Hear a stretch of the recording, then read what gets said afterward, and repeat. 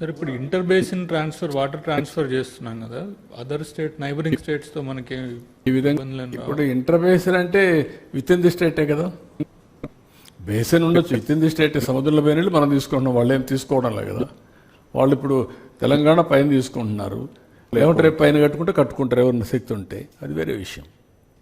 ఇప్పుడు మహారాష్ట్ర కట్టారు కృష్ణా పైన, మనం ఆపగలిగామా? ఆపలా కదా. కర్ణాటక కట్టారు, ఆపలేకపోయాం కదా. ఇవన్నీ ఉంటాయి.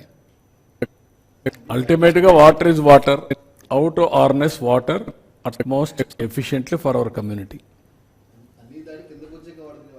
అదే అందరూ అయిపోయిన తర్వాత మొన్నటి వరకు మనం వరదల్లో ఉన్నాం. ఇప్పుడు ఆ నీళ్లు వాళ్ళందరూ డబ్బులు వచ్చేంత కట్టేసుకుంటున్నారు. ఒకప్పుడు నిన్న కూడా సఫరర్స్ మనమే కదా.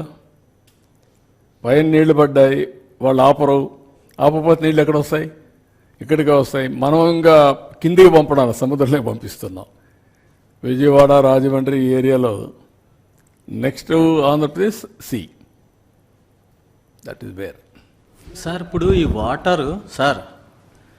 వాటర్ లిఫ్ట్ చేస్తున్నాం. 4000 మెగావాట్లు మీరు పవర్ చూపించారు. అవును. 4000 మెగావాట్లకి ఫర్ యానం ఎంత ఖర్చు వస్తుంది సార్? దాని మీద మనకి ఎంత ఆదాయం వస్తుంది? అవన్నీ క్యాలిక్యులేషన్ చేస్తాం. దానికంటే కూడా 4000 మెగావాట్ల పవర్ మనం వాడి ఈ నీళ్లు తీసకపోతే పంపుడ్ ఎనర్జీ కింద 5 times 10 times చేయొచ్చు. పంప్డ్ ఎనర్జీ వస్తే solar, wind, pumped energy is a combination green ఎనర్జీకి.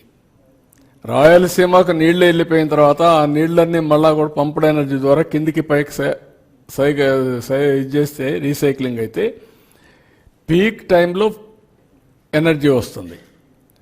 మీకు సోలార్ అంతా మార్నింగ్ ఎండ్ ఉంటే వస్తుంది, ఈవినింగ్ విండ్ వస్తుంది. విండ్కి కూడా మనకు ఎక్కువ అవకాశం ఉంది. ఎప్పుడైనా సరే గ్యాప్ వచ్చినప్పుడు పంప్డ్ ఎనర్జీ పెట్టుకుంటే మళ్ళీ పంప్డ్ ఎనర్జీ ద్వారా వస్తుంది. ఈ 3 బ్యాలెన్స్ చేస్తే బ్యాటరీ కంటే కాస్ట్ ఎఫెక్టివ్ అవుతుంది. ఇవన్నీ గ్రీన్ ఎనర్జీ. గ్రీన్ ఎనర్జీతో నెక్స్ట్ లెవెల్ నువ్వు గ్రీన్ హైడ్రోజన్ ఇవ్వచ్చు. ఈరోజు మేము క్లియర్ చేసిన ప్రాజెక్ట్ కూడా మీరు చూస్తే గ్రీన్ హైడ్రోజన్, అది ఒరిజినల్గా నాగార్జున ఫెర్టిలైజర్స్ని ఇప్పుడు వాళ్ళు కన్వర్ట్ చేసి గ్రీన్ ఎనర్జీ పోతున్నారు.